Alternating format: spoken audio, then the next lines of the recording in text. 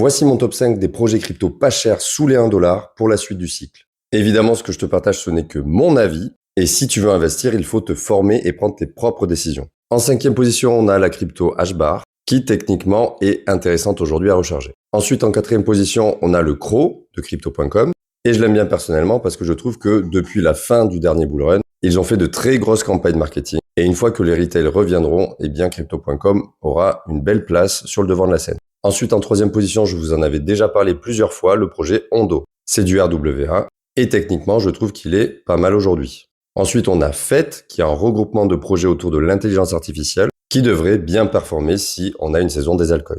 Et enfin, l'anomalie de mon top 5, c'est SireUp. Je vous en avais déjà parlé quand il était autour de 20 ou 30 centimes. Le projet est solide et il performe très bien par rapport au reste du marché. Mais attends, c'est pas fini. Parce que ces projets, certes, sont bons. En tout cas, c'est des projets qui me plaisent personnellement et sur lesquels j'investis. Mais si tu les achètes seulement parce qu'ils sont en dessous des 1$, comme je t'ai dit au début de la vidéo, eh bien, c'est une grosse erreur parce que le prix ne signifie absolument rien. En fait, le prix est une conséquence. Ce qui représente la demande d'un actif, c'est le market cap et pas le prix. Une crypto qui vaut aujourd'hui 1 centime peut être largement surévaluée et une crypto qui en vaut 100 ou 2000 peut être très sous-évaluée. Il suffit de comprendre le principe d'offre et de demande, où le market cap, c'est la capitalisation totale d'un actif, donc c'est la demande qu'il y a sur cet actif. En fonction de combien de cryptos sont en circulation, donc la supply, va en résulter, et je dis bien résulter parce que c'est une conséquence, le prix.